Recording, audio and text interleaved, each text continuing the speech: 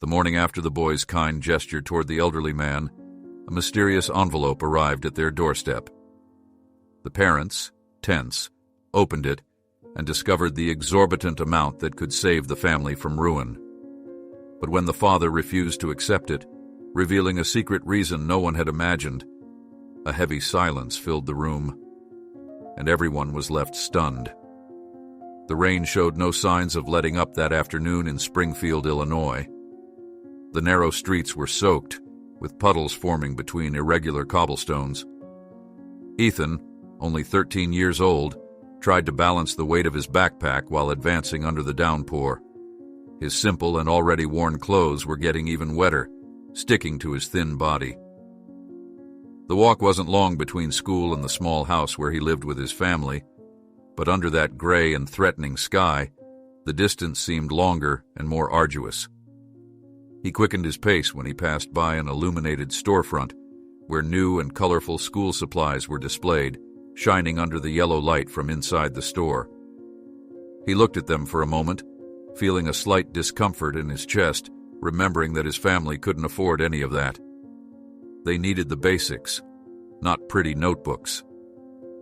He looked away and kept walking, water running down his disheveled brown hair, dripping over his freckles and onto the muddy ground. As he approached home, he heard the familiar creaking of the door. It was a sound that always made him sigh, as the wood was swollen and old. Inside, his mother was carefully drying a plate with a tired expression marked under her eyes. Next to her on the table, a pile of overdue bills seemed higher than the day before. His father, who worked irregular shifts at a warehouse, wasn't there. He seemed to have lost his smile long ago, replacing it with a tired countenance, a silent struggle against the lack of money. Ethan dropped his backpack in a corner and could hear the phone ringing with its sharp tone. His mother answered reluctantly. It was the landlord, pressuring, demanding payment for the overdue rent. The tone of voice on the other end was impatient, almost mocking. She hung up without many words, lowering her head and staring at the floor. It was hard to keep calm at that moment. Each call seemed like a reminder of how little time remained before they would be forced to leave, taking few belongings to some shelter perhaps. His younger sister played on the floor, playing with an old toy, unaware of the tension in the air. Ethan watched her with a mixture of tenderness and concern. She was too young to understand what an eviction was, accumulated bills, veiled threats. Or maybe she understood in her own way, just feeling the silent anguish that surrounded the adults. On the hallway shelf, there was a yellowed photo of Ethan's grandfather. He was a man with a serene look who always spoke of honesty, hard work, and kindness. The loss of his grandfather had left an empty space in the boy's heart, and perhaps an even bigger void in the father figure. Now, with his father so pressured, it was as if that example from the past was all that remained to guide Ethan. He breathed deeply, trying to absorb some of his grandfather's courage, even through that distant memory. His mother, with a trembling voice, explained to Ethan that if they couldn't pay the rent soon, they would have no choice but to go to a shelter. It was a difficult conversation, more than one might expect for a 13-year-old boy. Ethan swallowed hard, feeling his stomach churn. The idea of losing the house, even small, simple, and imperfect, was unbearable. Each object there contained a story. Each corner held a piece of memory. Abandoning that would be like tearing out the pages of a book that was still being written. He wasn't quite sure what to do. The worries were for grown-ups, and he was just a boy who barely understood adult complications. Looking at his mother's worn expression, the bills on the table, his father's absence, he noticed that time was running against them. They needed something, some opportunity, some help. But what help could come? That's when his mother asked him to get bread. It was a small pretext. She didn't want him to see more of her despair. Ethan took the old umbrella, which barely worked properly, and went back to the street. The rain continued heavy and cold, drops crackling in puddles like small finger snaps. The street was empty, save for a few hurried figures under raincoats, running to avoid getting more soaked. As he turned the corner, almost reaching the neighborhood's small bakery, Ethan noticed a scene that caught his attention. Mr. Thompson, an elderly man who lived a few streets away, was trying to cross the asphalt. He was bent over, with a walker, and had nothing to protect him from the downpour. His soaked clothes weighed him down, making his movements even more difficult. Cars passed further ahead, but the risk of slipping or falling was high. The man seemed to be fighting against the wind and rain, with no one to help him. Ethan hesitated for a second. He remembered his grandfather, the importance of doing good, especially when no one else does. The boy closed the umbrella, holding it firmly, and ran to Mr. Thompson, water dripping from his soaked hood. As he approached, he extended the umbrella, protecting the man from the rain. The elderly man looked up, surprised, perhaps moved to see that skinny, soaked boy offering help without asking for anything in return. "Come, I'll help you cross," said Ethan with a soft voice, trying to be gentle. Mr. Thompson nodded silently, and together they advanced with slow steps to the other side of the street. Ethan held the umbrella with one hand, and with the other, tried to give some support to the walker. The rain seemed less cold at that moment, as if the presence of a kind gesture warmed the air. Despite the discomfort of being wet, Ethan felt a strange relief. For a moment, his own problems seemed suspended. There were no bills, no threat of eviction, no wounded pride. Just a boy and an elderly man facing the rain. They reached the opposite sidewalk, the concrete pavement less slippery than the asphalt. Mr. Thompson raised his head, breathing deeply, and looked at Ethan. The boy smiled somewhat awkwardly, adjusting the wet strands of hair on his forehead. The elderly man didn't say much, but his eyes had a different shine. Maybe he was emotional, maybe grateful, or maybe he recognized in that boy something of what he once was. Someone willing to help a stranger, even in difficulty.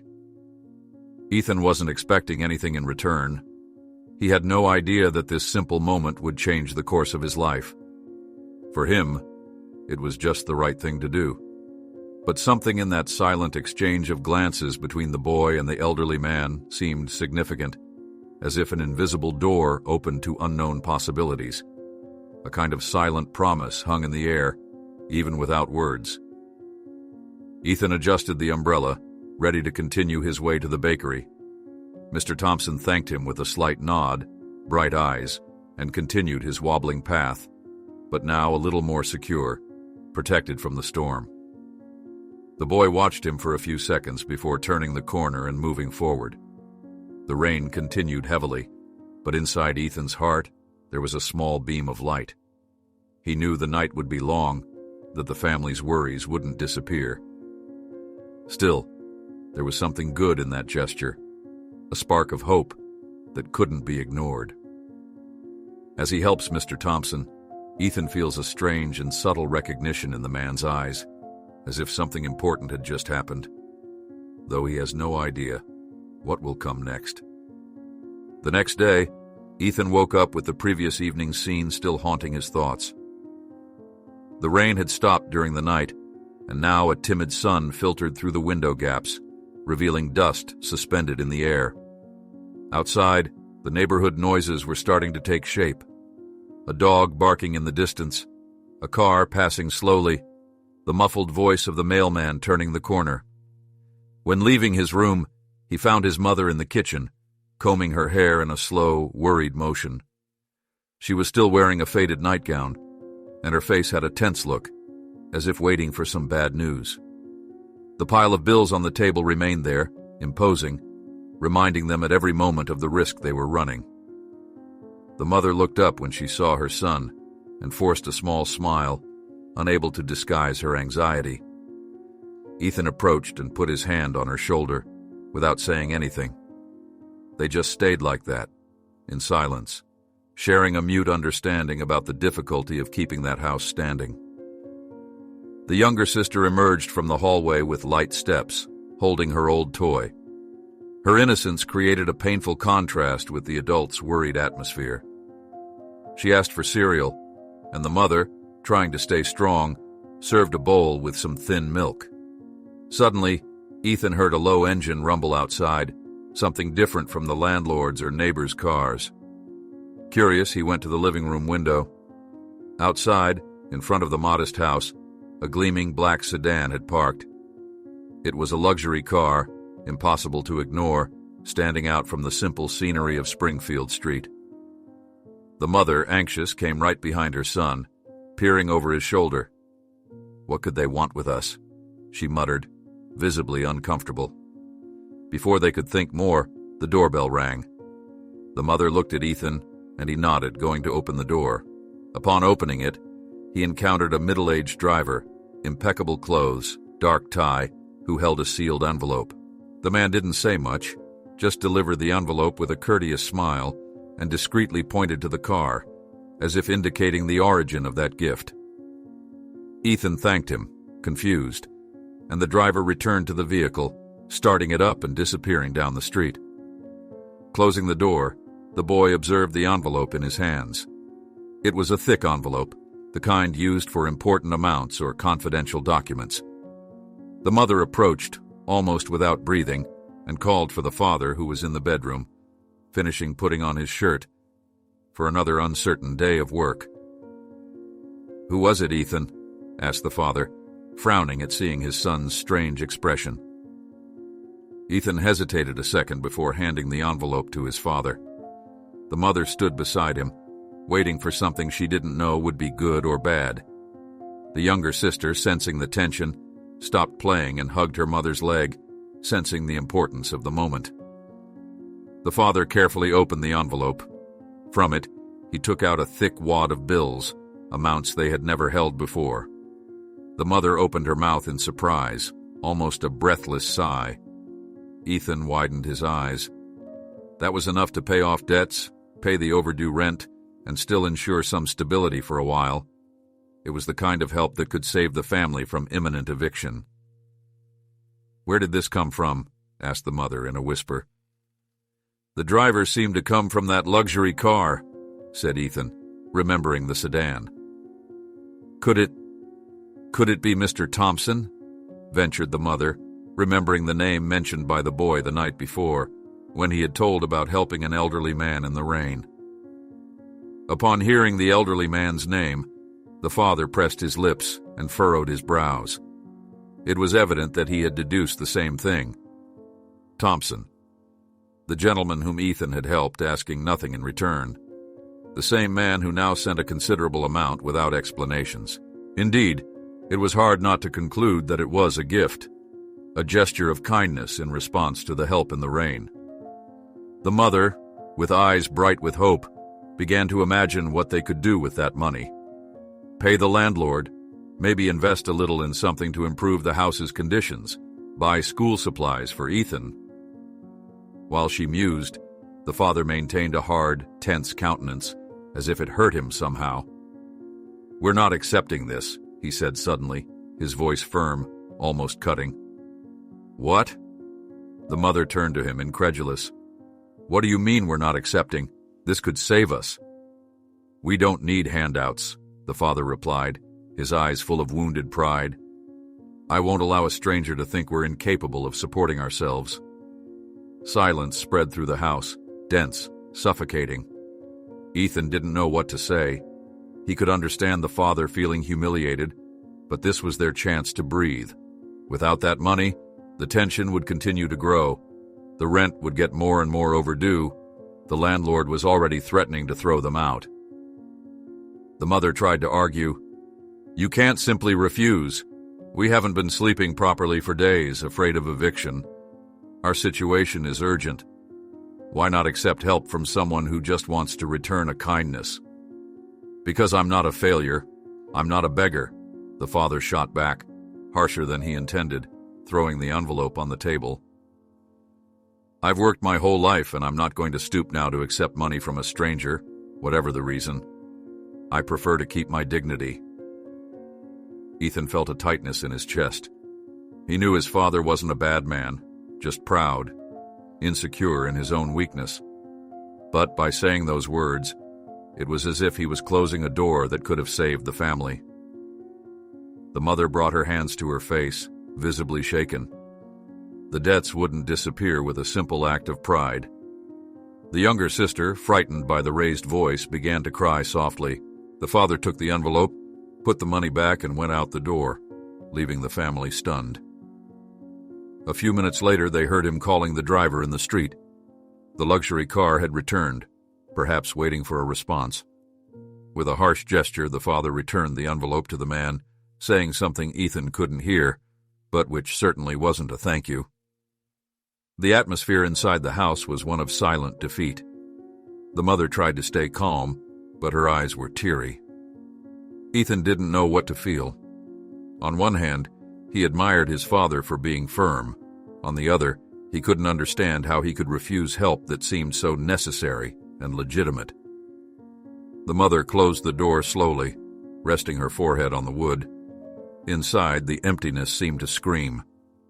Ethan approached his sister, trying to calm her. The bills remained on the table, mute, unyielding. They seemed to mock the family's fate. After a few minutes, the father returned. He didn't say anything to anyone, just crossed the house and went to the backyard. The mother, defeated, sat in a corner, hands trembling. Ethan followed his father with his gaze through the window. Outside, the man supported his hands on the worn wall, breathing irregularly, as if the weight of the world was on his shoulders. There was something there beyond the rejection of the money, an intimate pain, a secret that Ethan still didn't understand. Why not accept the money? What was the father hiding behind that bitter firmness? Ethan felt his heart tighten. It wasn't just the rent, the bills, the landlord. There was a mystery, a deeper reason that motivated his father to act this way, and that, in a way, left him insecure, not knowing what the next step would be. At least now he had a question burning in his chest, a riddle to be deciphered. Going out to the backyard, the father leans on the wall, his breathing short, leaving Ethan apprehensive. What is the father hiding, and why didn't he accept the money? The father remained standing in the backyard, leaning against the wall, trying to catch his breath. The cold morning air entered his lungs slowly, but seemed unable to ease the tension throbbing in his head.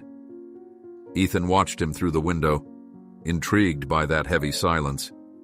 He knew something was hurting his father inside, something that neither he nor his mother seemed to fully understand. Inside the house, Mother was handling a pile of dirty dishes, stacking plates carefully, although her mind was elsewhere. The day had barely begun, and already there was a cloud of uncertainty hanging over everything. The younger sister, noticing the mood, played with less enthusiasm, dragging her toy across the floor, as if sensing the discomfort among the adults. When Father finally came back inside, his face was pale and his expression closed. Mother dried her hands on the dish towel and approached him, anxious for an explanation. "Please," she said, her voice sounding fragile. "You have to tell me what's going on. Why didn't we accept that help? You know we're on the brink of eviction." Father didn't respond immediately. He opened the door to the back room, that cramped space where they kept old tools and dusty boxes. He rummaged through a crate, not knowing exactly what he was looking for, perhaps just needing to occupy his hands. Mother insisted, moving closer to him. "We can't refuse help, understand? It's not charity, it's a chance to breathe." He turned to her, eyes half closed, bitterness contained in his voice. "I've worked my entire life. I don't want my son to think his father depends on a stranger's charity to keep a roof over our heads." Ethan, who heard everything from the hallway, felt a tightness in his chest. He would never think less of his father for accepting help. On the contrary, if Father yielded, he might even admire the courage to admit the need. But Father didn't know this, or didn't want to know. Mother, meanwhile, scratched her forehead, exhausted, not knowing what argument to use. At that moment, they heard loud knocks on the front door. Everyone's heart skipped a beat. Ethan knew who it was before Mother even answered. The landlord. The man was impatient, his large hands in his coat pockets, unfriendly expression. He didn't bother greeting anyone, went straight to the point. "I'm tired of waiting. I need the overdue rent. Do you have any plan, or will I need to start the eviction?" Mother tried to be cordial, but her voice came out weak. "Please, give us a few more days. We're trying." The landlord snorted, shaking his head in disapproval. He was a corpulent man with small, merciless eyes.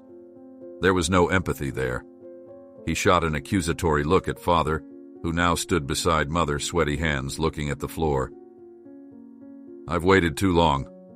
I'll give you 2 days. If you don't resolve this, find somewhere else to go, because I'm going to clear the house." Father trembled but kept his face hard. Mother whispered and understood, with a thread of voice. As soon as the landlord walked away, she closed the door slowly. The sound of the lock seemed like a dry snap, announcing the short time remaining. The tension grew.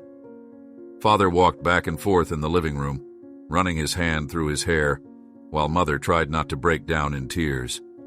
Ethan felt like screaming, asking everyone to calm down and think rationally, but it made no sense. The bills on the table remained. The threat of eviction was clearer than ever, and that returned help, that refused envelope, was like a ghost hovering over the family. Mother tried to argue again. "We're finished. There's no more time, no more excuses. You need to overcome this pride.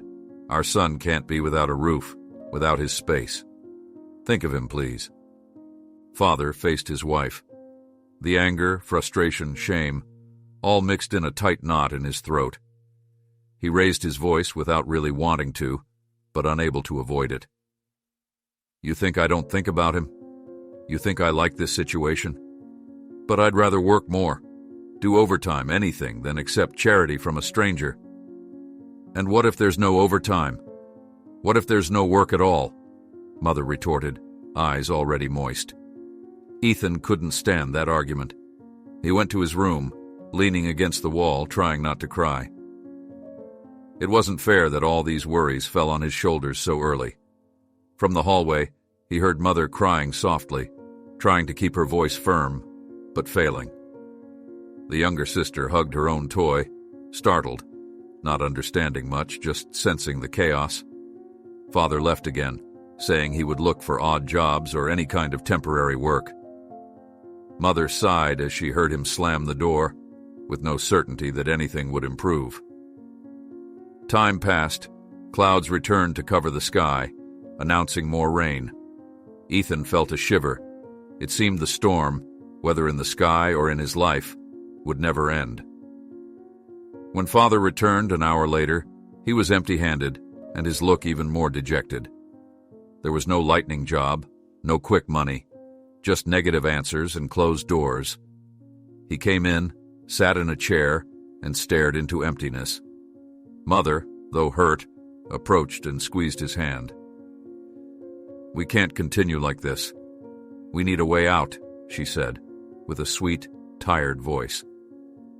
Ethan, peeking from the bedroom door, just wished Father would understand that accepting help wasn't giving up, nor admitting inferiority. It was just recognizing that sometimes you can't win alone. But Father remained silent, looking at the table with the bills, perhaps mentally counting some miracle that wouldn't come. Night approached, and the tension didn't decrease. Ethan's stomach growled, but there wasn't much to eat besides thin soup. Mother served 3 bowls, and the family dined in silence, the noise of spoons against the fine dishes echoing through the narrow kitchen. Nobody spoke. Nobody could find the right words to break that wall. Outside, the echo of a car engine caught Ethan's attention. Peeking through the curtain gap, he saw that luxury sedan passing in the distance again. Maybe it was Mr. Thompson, maybe his driver. The sight of the car made Ethan's heart tighten. There was someone willing to help them, but they had turned their backs. And now what was left? 2 days to solve an impossible debt.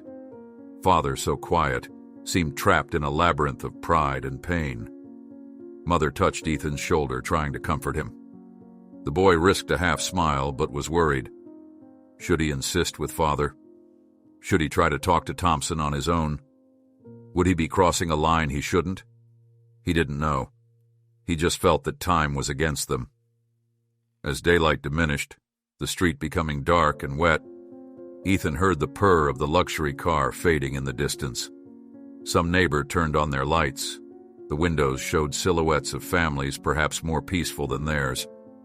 That noise of the expensive car departing, going away, made him wonder if it would be the last chance for salvation. His mind was bubbling with questions. There were no easy answers, just the uncertainty, Father's shame, Mother's desperation, and the younger sister's innocence. Ethan's gaze wandered from one corner of the room to another, unable to find where to fix. Everything seemed uncertain, unfocused, distant from the resolution they so needed. Standing near the window, feeling the night's humid breeze, Ethan bit his lower lip. They needed a chance, needed an opening, something to get them out of that dead end. Otherwise, they would soon be packing their bags for a shelter, abandoning the small house that still held precious memories of better times. In the distance, the sound of Thompson's luxury car moving away again, and Ethan wondering if there will be another chance for help. The next day dawned colder. The sun hid behind gray clouds, and the weak light coming through the window seemed unable to warm the tension inside the house. Ethan woke up with a tightness in his chest, still reflecting on the scene from the night before. His father, so unyielding, refusing help. His mother frustrated, trying to keep calm. And himself there in the middle, not knowing how to fix everything. Leaving his room, he found his father sitting in the living room, facing the wall, elbows resting on his knees. He seemed lost in dark thoughts. His mother was arranging some clothes in the bedroom, perhaps already thinking about an uncertain future, in case they really had to move to a shelter. His younger sister was still sleeping, breathing softly, oblivious to the adult's anxieties. Ethan approached his father carefully. He wanted to say something, but the words seemed elusive. He felt that his father was hurt in a way he didn't understand. He wanted to say there was nothing wrong with accepting help, but feared this would cause more arguments. In that house, his father's pride was a powder keg. "Dad," he began, his voice almost a whisper.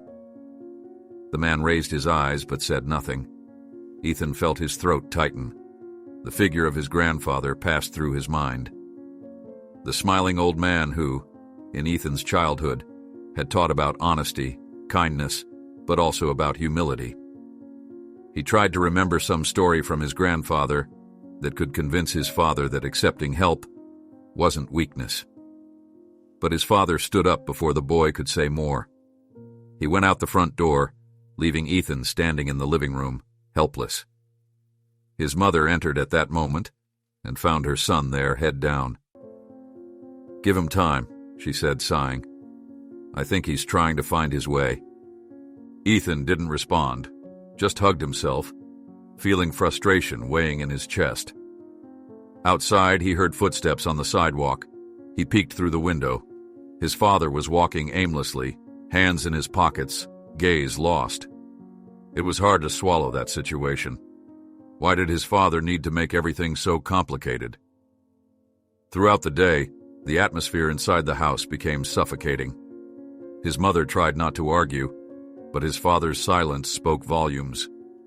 He barely touched the simple lunch plate his mother prepared.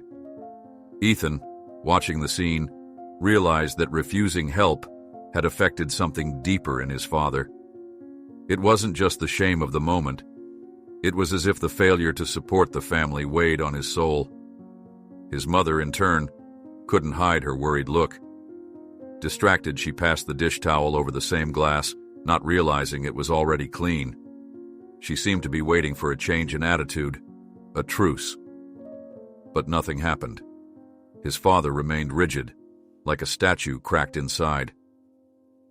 Ethan went to his room, got the old attic box that contained some memories of his grandfather. Yellowed photographs, a handkerchief embroidered with the old man's initials, old cards with shaky letters. He looked at all that, thinking about how his grandfather would have acted. Surely, he would know the right thing to say, something to disarm his father's pride, to show that accepting help doesn't make anyone lesser, just human. But grandfather wasn't there anymore. The afternoon went by, and the mood grew heavier with each hour.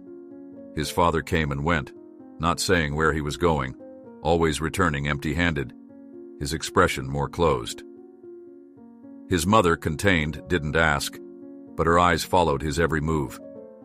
His younger sister, sensing the tension, played alone in a corner, drawing with a colorless pencil, as if trying to escape that dense environment. As night fell, a light drizzle came. The roof dripped into the bucket. Plop, plop, a rhythmic and irritating sound. His mother, tired, sat on the couch next to Ethan. Between them, a painful silence. The boy wanted to say that maybe it was time to try talking to Mr. Thompson again, explain the situation, show his father that it could be temporary, a loan, a dignified way to receive help. But he didn't know where to start. That's when his father came in, slamming the door, breathing heavily. From the door, he made a brusque gesture with his hand, indicating for his mother not to say anything. He sat at the table staring at the bills, as if they were enemies he needed to defeat, but didn't know how. His mother risked a whisper. "We can't go on like this." He didn't respond, just lowered his head, hands clenched into fists. Ethan felt the tension almost suffocate him. This was affecting their relationship in a way he never imagined. It was as if the family was shattering, piece by piece, between pride, shame, and necessity. Hours later, another knock on the door. Ethan froze upon hearing it. It wasn't the landlord, it was worse. The landlord himself didn't need ceremonies. He entered almost without calling. His father stood up immediately, but his mother put her hand on his arm, saying, "I'll get it." Upon opening, there was the landlord, stone-faced, demanding news. The deadline was short, and he wanted to know if they would have the money in 2 days, or if he should prepare the eviction action. His mother almost begged, "Please give us just a little more time, we're trying." The man was harsh. "I gave you the deadline. If you have nothing, I'm sorry." That fell like a bucket of cold water. His father got up from the chair, nervous but contained. There was no point in shouting, no point in threatening. They were at the end of their rope. The landlord walked away, and his mother closed the door with a trembling hand. Ethan watched all this, feeling helpless. His father and mother didn't even talk to each other about the subject anymore, just exchanged hopeless looks. The boy tried to approach his father at the end of the night, but the man just sighed and went out again, this time to the backyard. Alone in the kitchen, Ethan heard the dripping from the roof, stared at the stopped clock on the wall, and thought about time slipping away without mercy. Unable to bear it, Ethan decided to go out for a while to cool his head, without much warning, just passing by his mother, who looked at him with sad eyes but didn't stop him. On the street, the humid air smelled of wet earth. The sidewalks were wet. A few cars circulated on the street, headlights reflecting on the asphalt. He walked a few meters, breathing deeply, trying to find a solution in his own breathing. That's when, turning the corner, he spotted the landlord standing across the street, staring at their house from afar. The man had a look of contempt, arms crossed, as if he was checking the property's value or imagining the future tenant.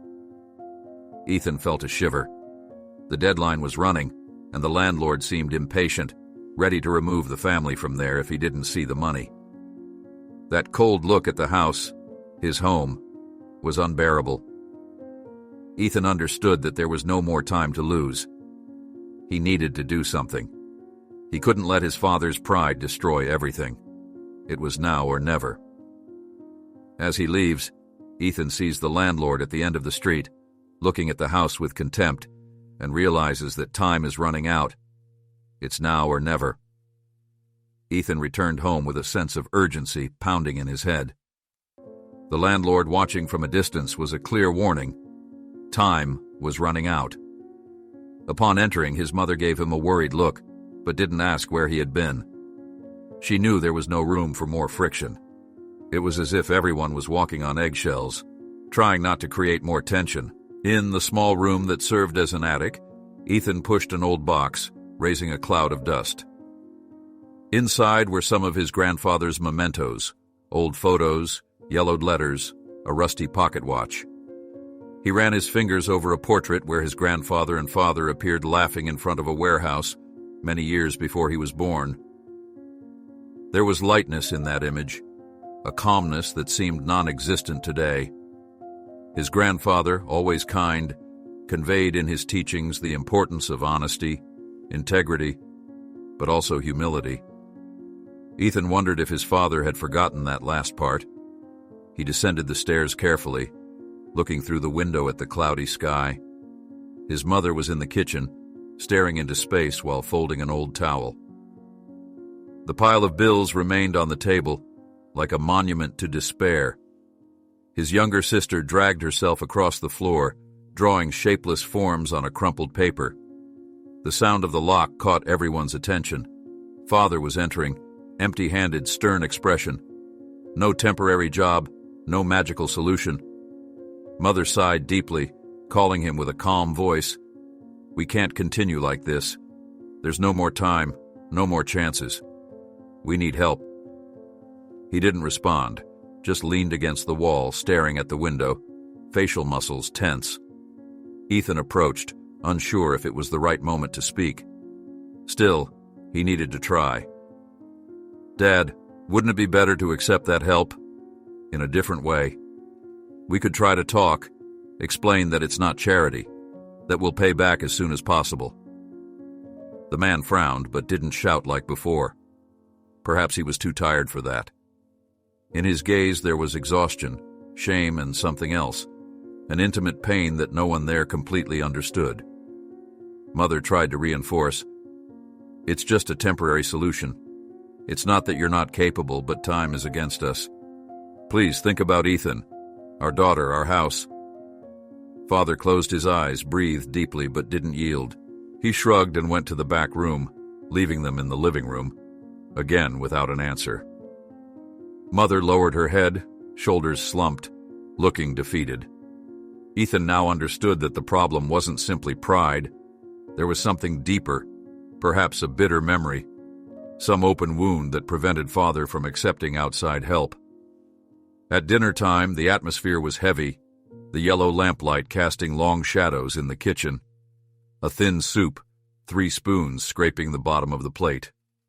Father ate without looking at anyone. Mother fidgeted with her hair strands, restless. Ethan could barely taste the food. His younger sister, innocent, smiled occasionally, trying to make the environment less tense with her loose words.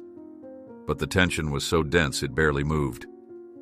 After the meal, Father got up and went straight to the backyard, as if the house was too tight for his anguish. Mother approached Ethan and, in a low voice, almost a whisper, "If this continues, I don't know what we'll do.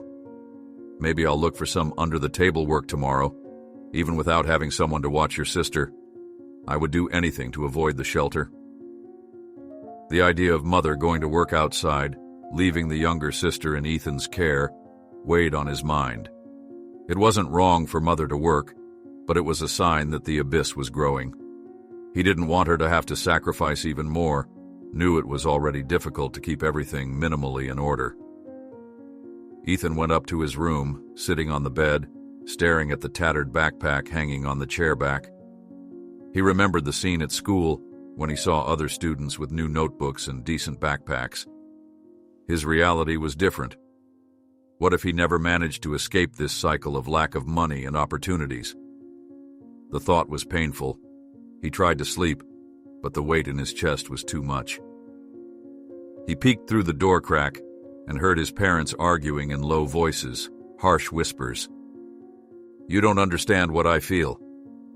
"I understand, but what do you want? To lose everything? To humiliate your own son by denying a chance to improve?" Mother's words were harsh but true. Father's lack of reaction only reinforced the desperation. Ethan looked back at grandfather's box. He took an embroidered handkerchief, passing it between his fingers.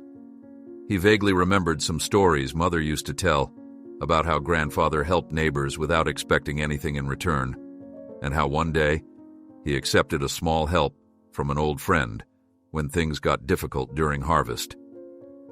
At the time, grandfather had said, "No one lives alone in this world. It's in the hardest moments that we understand the value of an extended hand." Why couldn't father see this? Why didn't he understand that accepting help wasn't being weak, but rather recognizing that life sometimes requires humility? In the kitchen, the discussion grew more intense. Father raised his voice, talking about his own shame, the humiliation he felt in needing help from a stranger. Mother replied with tears in her voice, saying that without this, they would be thrown onto the street. Ethan heard the muffled sound of something being dragged, perhaps a chair. His younger sister started crying, frightened. The boy covered his ears, almost giving up on everything. But he couldn't give up. He needed to think. Was there another way out? He remembered Mr. Thompson, the elderly man's kind expression, the way he smiled when Ethan offered him the umbrella. Maybe Thompson would understand father's reluctance and could propose something different, something that wouldn't seem like charity. A loan to be paid gradually, or help in another form, anything that would keep father's dignity intact. That planted an idea in Ethan's mind. If father couldn't take the first step, then it would be up to him to try again. Perhaps if Ethan explained the situation to Thompson, the man could present the solution in a way father would accept. Thinking about this already gave him a thread of hope. The night advanced. The rain started falling lightly again. The sound of drops on the roof, the drip in the bucket, mother's heavy breathing, sister's low crying, father's tense silence. It was all a slow nightmare, a pain that stretched on. Ethan curled up under the blanket, gaze fixed on the stained ceiling. He couldn't let father throw everything away. There had to be a way to convince him. He clenched his fists, determined. Tomorrow, if weather permitted, he would go after Thompson. He didn't need father's blessing for this. He would do it for all of them. If he didn't bring the perfect solution, at least he would try. It wasn't right to see mother desperate, sister confused, father silently crumbling. It wasn't fair to abandon the house, the place where so many memories still lived. Turning to his side, Ethan tried to sleep, heart racing, but mind decided. Tomorrow would be a new step toward a solution. He didn't know if he would find Thompson easily, but he was willing to try, to traverse the city, to ask for information. He had a vague idea of where the man might be, and if he wasn't there, he would look elsewhere. Any effort would be worth it to save the family from the abyss. Ethan falls asleep determined. The next day he will go after Thompson, whatever it takes. Ethan woke up before daylight had settled in the sky. He put on his worn coat, grabbed his empty backpack, and left without saying much. His mother was still dozing in the bedroom, and his younger sister slept nestled in a thin blanket. His father, if awake, gave no sign. Better this way. He didn't want to argue. He had a clear goal that morning, to find Mr. Thompson and ask for his help in a different way, something his father could accept. The street's humidity made the air heavy. Ethan walked along the sidewalk, passing by the bakery. Inside, the smell of fresh bread filled the air, but the boy had neither time nor money for that. He stopped at the entrance, asking the clerk if she knew an elderly gentleman with a luxury car who had recently appeared in the area. The woman looked at him somewhat suspiciously, but ended up pointing to a neighborhood further ahead, across the river. "Some expensive cars circulate around there," she said, without much certainty. Ethan thanked her and continued walking. Crossing the river would take more time, and he didn't even know exactly how he would find Thompson, but he wasn't going to give up so soon. The streets changed as he advanced. First, narrow alleys and simple houses. Then the city opened up into wider avenues with trees and well-maintained gardens. The difference between one neighborhood and another was stark. The houses on that side of the city were large, with high walls, iron gates, impeccable facades. Ethan felt his stomach churn. It was a world strange to his own, but perhaps Thompson belonged to it. When he stopped to breathe near a public garden, he spotted a gardener trimming the grass. He approached and described Mr. Thompson, an elderly man who walked with difficulty, probably well-dressed, and who had a luxury car. The gardener frowned thoughtfully and pointed to a quiet street a few blocks away. He said he had seen the other day a gentleman who seemed to fit the description entering through an ornate iron gate. Ethan thanked him and followed the directions. His legs ached a bit, but he persisted. When he reached the indicated street, he noticed the change in the air. Everything was silent except for the singing of some birds and the distant noise of a lawnmower. Gradually, the houses revealed themselves. Elegant facades, flowers in the flower beds, expensive cars parked in front of impeccable gates. He felt out of place but needed to try. He walked slowly, observing each gate, each house number. Then he saw an iron gate with arabesques, just like the one the gardener had described. It was an imposing house with a well-maintained garden, and parked nearby, he saw the same black sedan that had come to his house. Ethan's heart raced. That was a clear sign that Thompson was there. He hesitated before the doorbell, his finger hovering over the button. What if no one answered? What if they found it strange for a lone boy from the poor side of town to appear there unannounced? He swallowed hard and pressed the doorbell. He heard the metallic sound echo through the garden. He waited, his heart racing. After a few seconds, a well-dressed man, probably the driver or a house employee, appeared at the gate. He looked Ethan up and down, intrigued. The boy cleared his throat and said with a firm voice that he really needed to speak with Mr. Thompson. The man hesitated, but something in Ethan's sincere expression convinced him to open the gate. He guided him along a stone path amid rose bushes until reaching a solid wooden door. Inside, the hall was spacious, with paintings on the walls and a light floral aroma. The man asked him to wait and went up a staircase, disappearing upstairs. Ethan stood alone, trying not to show nervousness. Soon he heard light footsteps coming down the stairs. Mr. Thompson appeared, dressed simply, leaning on a cane. Upon seeing him, the elderly man opened a gentle smile. "Ethan, isn't it?" Thompson said, recognizing him. "Yes, sir. Sorry to show up like this, unannounced." The boy's voice trembled a bit, but he pressed on. "I came because I need to talk to you. It's about the money you sent to my family." The old man nodded, gesturing for Ethan to follow him to a garden bench inside, near a fountain that spouted clear water. They sat side by side. The elderly man waited patiently without interrupting, letting Ethan say what he needed. "My father wouldn't accept your help. He feels humiliated. I think he sees it as charity. But we really need that money, or at least part of it. Not to live at anyone's expense, but to not lose our house."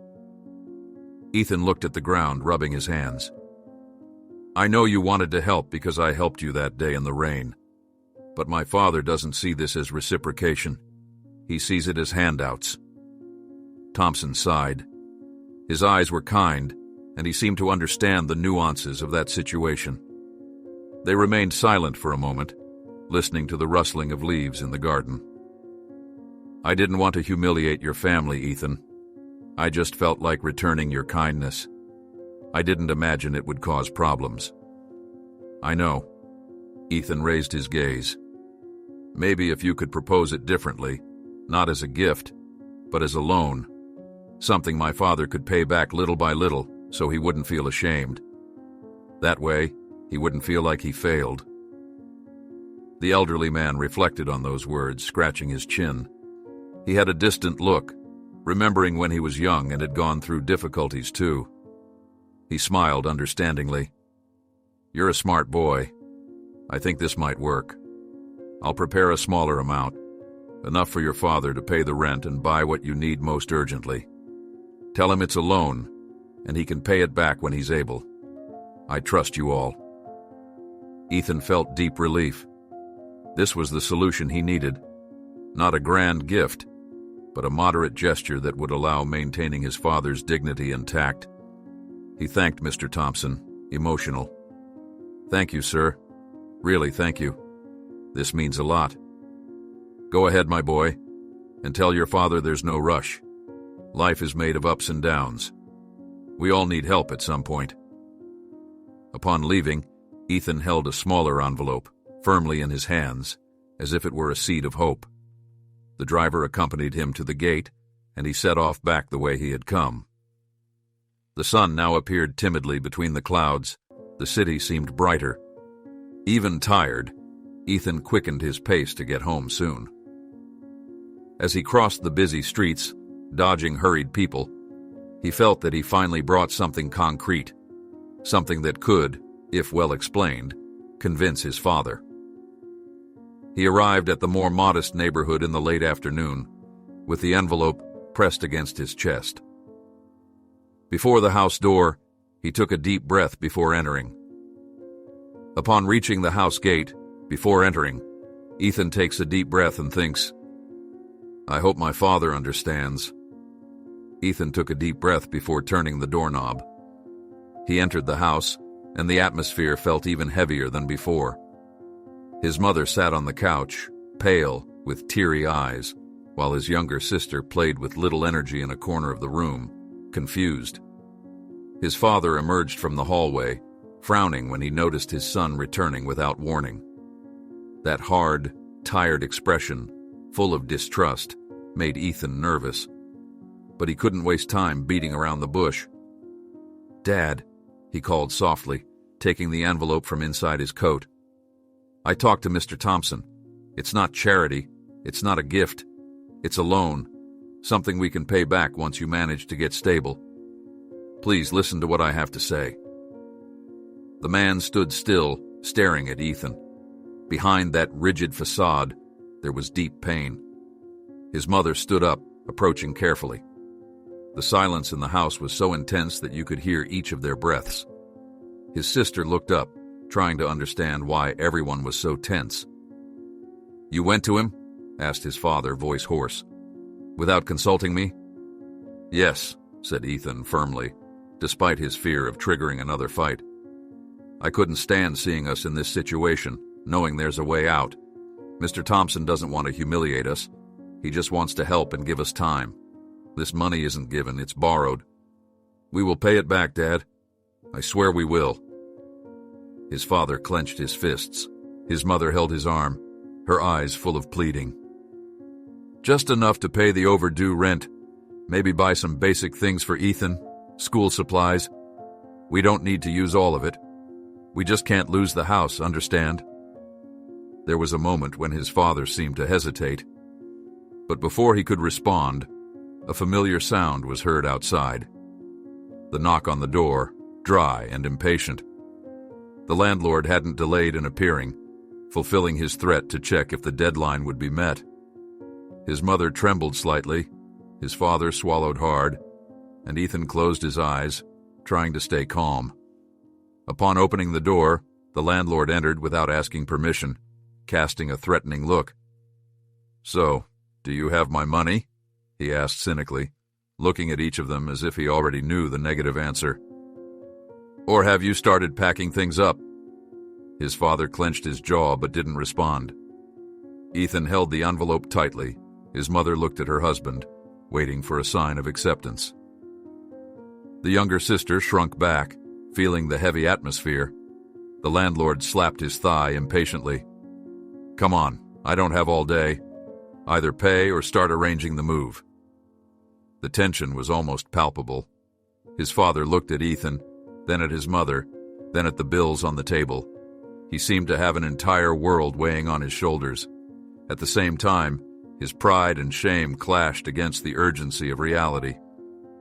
Ethan moistened his lips, his throat dry. "Dad, please," said the boy, extending the envelope a bit further forward. "It's a loan. We'll pay it back. We just need some time." His mother touched her husband's arm gently, almost a silent plea for him to understand. The man closed his eyes for a second, breathing with difficulty. When he opened them, his eyes were teary. With a trembling voice, he responded to the landlord, "Wait a moment. We'll pay the overdue rent right now." That was a moment of both relief and pain. His father took the envelope from Ethan's hands, took out some bills, counting carefully, with a bitter yet relieved expression. It was as if each bill placed on the table was a piece of himself that he was sacrificing. But there was no other way out. The family needed this breathing room. The landlord checked the money and gave a cynical smile, like someone acknowledging a victory. "Very well. It was about time," he said, putting away the bills. "Now we won't have any more problems, right?" His mother swallowed her anger and just nodded, wishing the man would leave as soon as possible. He left without goodbyes, leaving the door open. The late afternoon light partially illuminated the room, as if some of the tension had dissipated along with the landlord's presence. In the kitchen, his father placed the rest of the money on the table, still not directly facing his son. His mother, with discreet tears, looked at Ethan and tried a shy smile. The younger sister went back to playing with a bit more tranquility, not quite understanding what had happened, just feeling that the danger had taken a step back. His father breathed deeply, running his hand over his face, trying to compose himself. Ethan approached, leaving a respectful space without pressing. He knew that decision cost his father a piece of his own pride, but he also felt that maybe this would bring some peace to the family. I'll pay back every cent," muttered his father, finally facing his son. "I don't want them thinking we're not capable. I'll work more. I'll find a way." Ethan nodded, swallowing the lump in his throat. "I know, Dad. I know." His mother hugged her son, emotional. The house remained modest. The leak in the ceiling insisted on dripping, and the bills still existed. Nothing had suddenly become perfect. But at least they wouldn't be evicted at that moment. At least they had a margin of time. It wasn't a grand, happy ending, but a small victory, a step taken in the right direction. The afternoon advanced.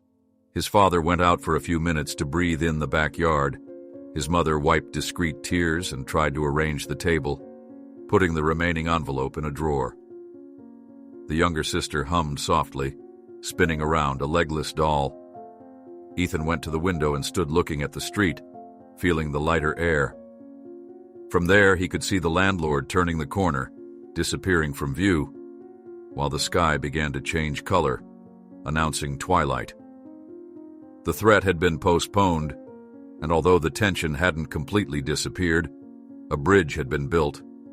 Thompson wasn't a stranger humiliating the family, but someone who, for a moment, extended his hand, allowing them to rise without falling completely.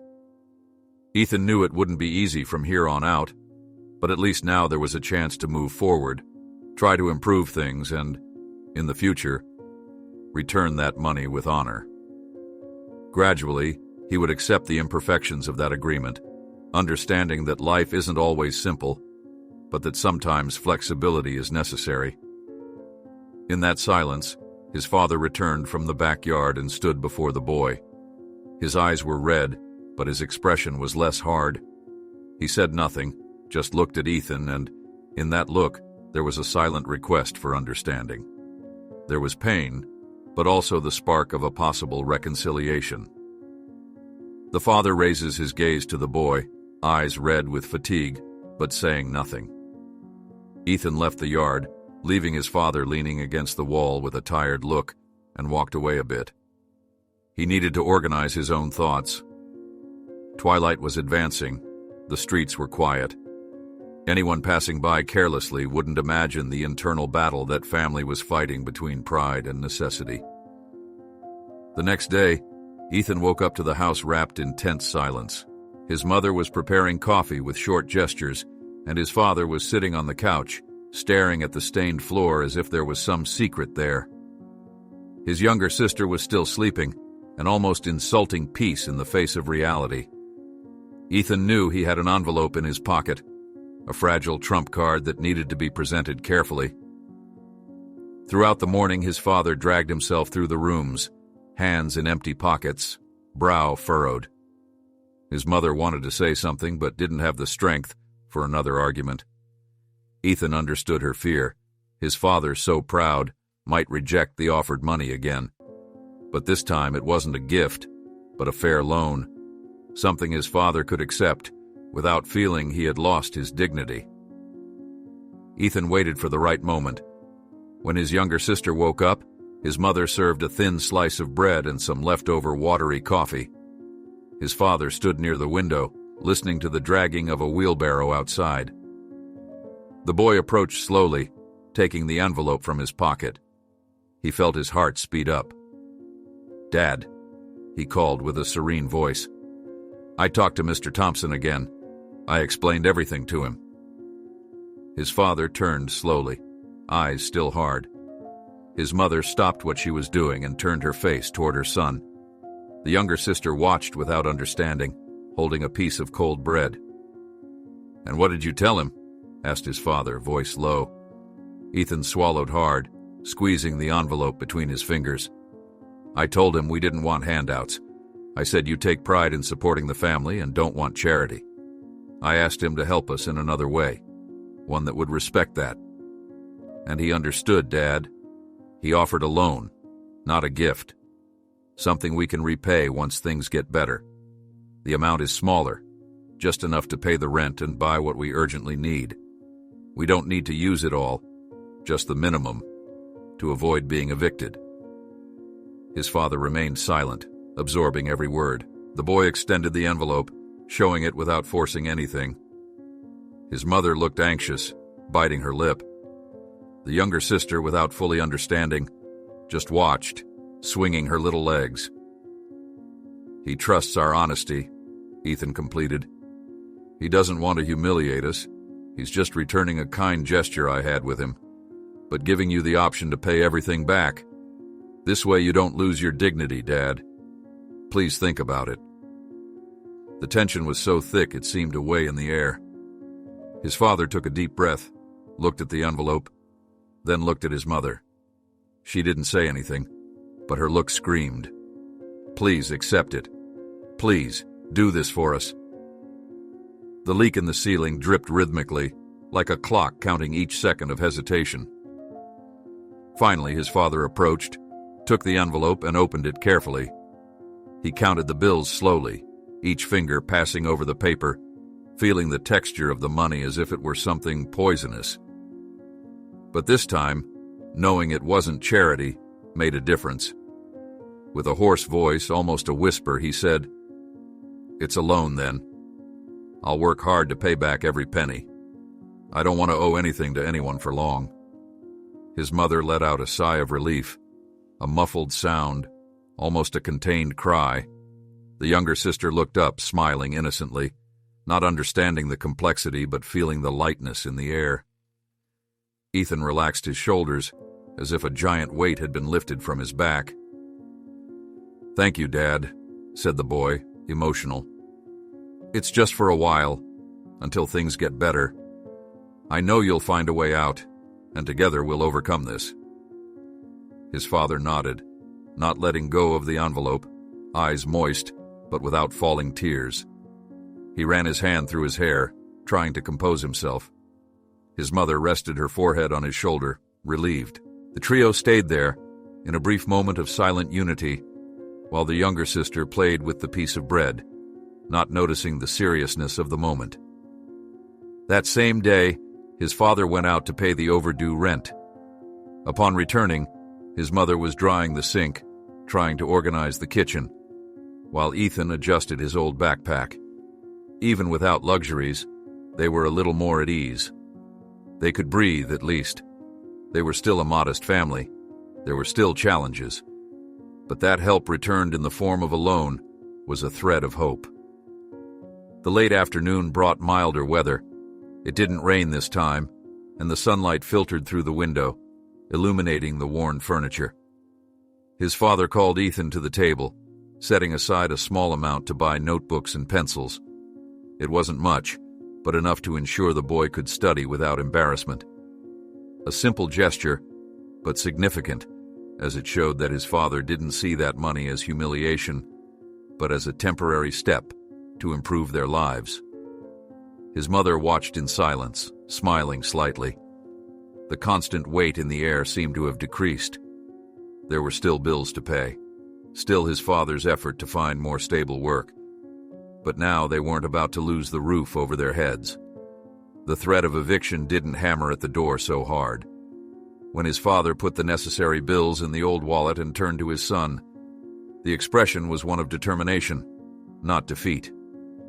Ethan recognized in that look the same firmness of his grandfather, the will to honor the given word and rebuild what had been shaken. Outside, the street followed its slow rhythm, neighbors minding their own business, the landlord probably looking for another victim for his rush or just counting the money received. It didn't matter now. They had a dignified agreement and a real chance to move forward. Ethan felt in his chest a mixture of relief and maturity. He had needed to act on his own, understand his father's pride and, at the same time, find a solution. Now, around that simple table, everyone seemed closer. Adversity had ended up uniting them in a painful but necessary way. The night came gently. The younger sister slept early. His mother arranged the bills in the drawer.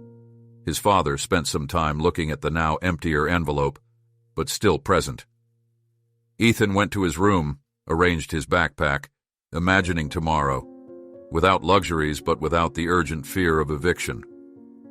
A tomorrow with the chance to repay that loan in the future, with honesty and real pride, not that pride that suffocates, but one that grows along with humility. The father, looking into Ethan's eyes, says, "Tomorrow I'll pay the rent, and then we'll buy your school supplies." Ethan smiles, feeling that things are changing. The next morning, the sun appeared between scattered clouds, timidly illuminating the wet roof of the house. Ethan opened the door and felt the fresh, slightly humid air invading the living room. His father was already up, carefully holding the envelope, counting the remaining bills. He had a firmer posture, straight back, as if gradually regaining control of his own life. His mother, still somewhat withdrawn, watched him from the side, with a faint smile on her lips. "I'm going to pay the rent now," said the father, folding the money and placing it in the inner pocket of his worn jacket. "With this, the landlord will leave us in peace. Later we'll buy your supplies, Ethan." The boy nodded, staying near the window. The mother approached her husband, lightly touching his arm without saying much. That simple gesture brought a kind of silent reconciliation. The younger sister, still waking up, rubbed her eyes in the hallway, yawning loudly, without understanding the relief that hung in the air. The father left, walking decisively through the yard and disappearing around the street corner. Ethan breathed deeply, looking at his mother, who forced a smile. It wasn't complete happiness, but there was a different calm in the environment, a certainty that they wouldn't be put on the street that week. It wouldn't be a miracle that would solve everything at once, but at least they guaranteed more time. Upon returning after an hour, the father had empty hands and a slightly lighter expression. He had paid what they owed, although the landlord had shown a look of distrust. It didn't matter. Now they had a small breathing room. The mother came to him, drying her hands on her apron, and they exchanged a long look. They didn't need words. The awareness that they were still standing together was enough. Ethan followed him when his father suggested going out to buy some notebooks. In the modest neighborhood stationery store, the smell of new paper and graphite permeated the air. The boy stood looking at the simple shelves, full of plain-covered notebooks, pencils, erasers. No luxury, but essential things for school. They took 2 notebooks, an eraser, a basic pencil case, and some pencils. The father counted the money carefully, without exaggerating, without splurging, but also without humiliation. He paid what he owed, and they said goodbye to the clerk. Outside, Ethan felt a gentle warmth in his chest, holding the purchases. He didn't need much to feel grateful. He remembered the previous days, the hardship, the fights, the fear. Now there was a chance to resume life without desperation hammering every second. Much was still missing: future debts, finding a better job. But it was a start. When they returned home, the mother was washing some dishes, humming softly, almost imperceptibly. The younger sister, on the living room floor, was drawing with a newly bought pencil, her face concentrated, happy to have something different and new in her hands. The father gestured for Ethan to put the notebooks on the table, and the boy obeyed, stacking them carefully. That small pile of school supplies was almost a symbol of hope. They were investing, even if modestly, in the boy's future. The afternoon passed quietly. Without the imminent threat of eviction, the atmosphere seemed lighter. The house remained the same: stained walls, leaky roof, old furniture. But the tension of what if had decreased. Now they had a plan, even if simple. The father would work more.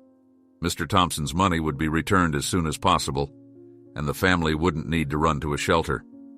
In the late afternoon, the father and Ethan sat at the table. The mother on the other side was folding old cloths, while the sister scribbled on crumpled papers. The boy took advantage of the calm to ask, "Dad, when do you think you'll be able to return the money to Mr. Thompson?" The man rubbed his neck thoughtfully, looking through the window at the half-empty street.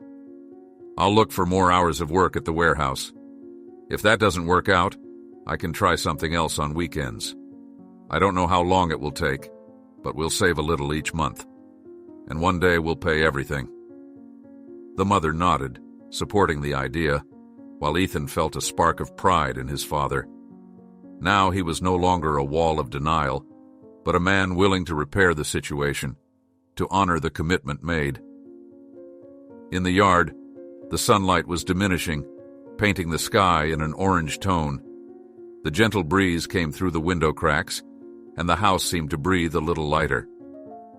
Ethan remembered Mr. Thompson, the gentle look, the understanding smile. Maybe one day he could thank him in another way, perhaps. For now, it was enough to know they were no longer in the eye of the hurricane. When night fell, the mother prepared a simple meal. There was nothing sophisticated, just a thicker soup than usual and some old bread. But eating without the shadow of eviction hovering made everything more flavorful. The younger sister, excited, showed a crude drawing of all of them holding hands, protected by an umbrella, an involuntary reminder of Ethan's gesture with Mr. Thompson on that rainy street. The boy smiled, moved. The father finished the meal first, resting his elbow on the table, thoughtful. The mother collected the plates, and Ethan noticed that his father's expression was no longer so heavy. Perhaps he still carried the shame from before, but now it was mixed with a certain determination.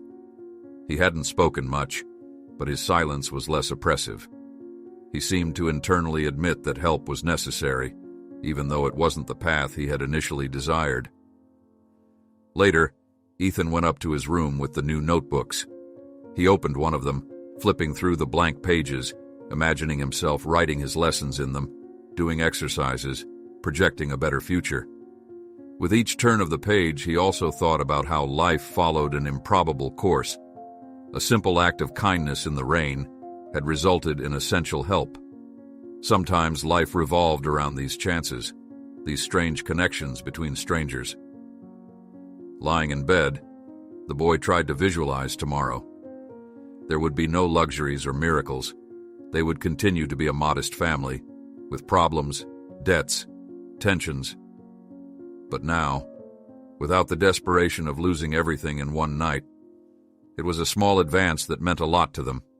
The mother would have a little more peace, the sister could play without hearing screams, the father could sleep without feeling the knife of eviction at his throat, and he himself could think about school without feeling that everything would collapse the next day. Looking at the window, which let in a thread of light from the street, Ethan better understood his grandfather's words, the lessons of honesty and humility. He learned in practice that accepting help isn't weakness, but recognizing that no one lives in isolation. What mattered was the intention, mutual respect, the willingness to give back when possible. The father knocked softly on the bedroom door and entered, sitting on the edge of the bed. He didn't say much, just breathed deeply and touched his son's shoulder with a heavy yet affectionate hand. Without grand speeches, just a gesture that said, "I'm here. I understood. Let's move forward." Ethan nodded, feeling the tension fade away. He no longer needed to beg, nor cry silently. Now it was about moving forward, one step at a time. The routine could return, life could go on, and one day, when they had the means, they would return everything to Mr. Thompson, proving that the family's dignity hadn't been lost. Ethan assimilates the new situation with a different perspective, understanding that small gestures and small helps can create firmer paths. He accepted the imperfection of the outcome as part of reality. The next morning, Ethan got up even before the imaginary alarm he had created for himself. The soft dawn light came through the window crack, drawing shy lines of brightness on the floor. He breathed deeply, smelling the weak coffee his mother was preparing in the kitchen. The house remained modest, but now there was a different atmosphere. It wasn't explosive joy, but a kind of shy serenity, like when clouds open up after days of heavy rain, revealing a less threatening sky. Entering the kitchen, he found his mother stirring coffee with a long-handled spoon. Her eyes shone more calmly. The tension of the bills had diminished. Hearing her son's footsteps, she turned, showing a genuine smile, albeit restrained. The younger sister was already awake, sitting on the floor, drawing clumsy lines in an old notebook, happy with any piece of paper she had at hand. Soon the father appeared, adjusting his shirt collar. He hadn't gotten a new job overnight, but he had plans to talk to the warehouse boss, try for a more stable shift. He didn't mention anything out loud, just looked for his wallet, checked the remaining money, and stored it carefully. The bills weren't many, but now there wasn't the desperation of before. He would find a way to repay Mr. Thompson's loan on time. The mother approached her husband, silently suggesting that he eat something before leaving. He took a sip of the weak coffee, nodded, and left for work. Nobody argued. It wasn't necessary. Everyone knew that this calm was the result of a collective effort and unexpected help. Ethan picked up his backpack, now with 2 new notebooks inside, pencil, eraser, and pencil case. He felt a discreet pride in that. It was a small step, but real. He knew that, even without luxuries, he could study without feeling ashamed of worn-out materials.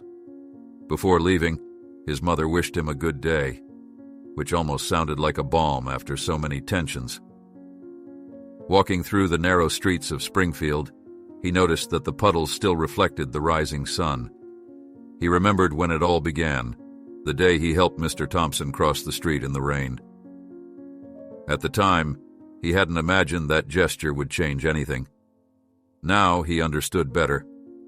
Sometimes a small kindness can reverberate, find its own paths, and return to life in unexpected ways. Arriving at school, Ethan blended in with the other students. Some wore better clothes, others had more modern backpacks. He had none of that, but didn't feel lesser. On the contrary, inside him there was a peaceful awareness, a knowledge that most couldn't imagine. Life was made of small acts, of humble acceptance of help when it's really needed, and the promise to, one day, give back. During break, he sat in a corner of the courtyard, leafing through the new notebook. He heard laughter, conversations, rumors about the coming holidays, about things he might not be able to enjoy the same way. That's okay. He was certain that, at home, the situation was no longer so suffocating. Nothing was completely resolved, but moving forward was now easier. When classes ended, he returned by the same path, a little slower, enjoying the afternoon breeze. The house waited for him with its peeling paint, problematic roof, but also with its warmth. His mother was arranging some clothes. The younger sister played focused. Father hadn't returned from the warehouse yet, but Ethan imagined the man would be trying something new, an extra hour, a weekend job. Mother looked at her son, noticing his more serene countenance. She approached, asking about school. Ethan told her without great detail the few news of the day. She nodded, happy to hear her son's voice sounding less worried. At another time, she would have cut the conversation to check bills, complain about the landlord, but now there was a small peace. At nightfall, Father returned. He brought a sweaty, tired face, but not dejected as before. He stopped in the living room, smelling a simple meal, rice and beans, nothing more. Mother received him with a look that said she understood, that she valued every effort. He approached the drawer where he kept the money and checked if everything was there, intact. It was. Later, the family gathered in the kitchen, illuminated by a yellow lamp. They ate in silence, but it was a silence of respect, not threat. After dinner, the younger sister ran to the corner, showing a drawing made with the new pencil. On the paper, the family appeared drawn crudely, but smiling. Ethan held the sheet carefully, smiling too. Father fixed his gaze on the drawing, swallowing hard, understanding the depth of that childish scribble. A protected family, united, existing even in a difficult scenario. Time would pass. Bills would appear every month. Rent wouldn't cease to exist. They would still have to seek solutions. Father would need to fulfill his promise to repay the loan. Mother would continue managing the house with effort. Ethan would strive in his studies. And the younger sister would grow in this environment of dignified struggle. None of that was a fairy tale ending, but life rarely is. What mattered was that, faced with difficulties, they hadn't fallen apart.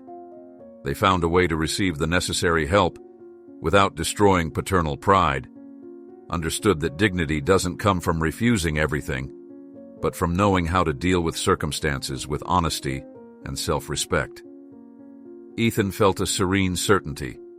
In the future, when they had the means, they would return the money to Thompson, and perhaps they could help another person in trouble. That's how things balanced out. The night advanced. Father helped Mother dry some dishes. Ethan studied a few pages in the new notebook, simple words, math exercises, small daily victories. The younger sister fell asleep early, tired from so much scribbling. Before going to bed, Ethan took one last look at his grandfather's photo, resting on the shelf. He thought about the memory of that honest and kind man, who had once taught him that honesty and humility are sisters that walk side by side. Grandfather would have been proud to know that they faced the storm and survived without losing decency, learning that accepting help is part of human existence. The boy turned off the bedroom light, feeling his body relax on the mattress. He didn't know what the future would bring, but he had the conviction that he could face it with more confidence. The important thing was that despite everything, they still had a roof, were still a family, still maintained hope. The soft dawn light invades Ethan's room, and he smiles, realizing that sometimes accepting a little help is the first step to lifting your head and moving forward with dignity.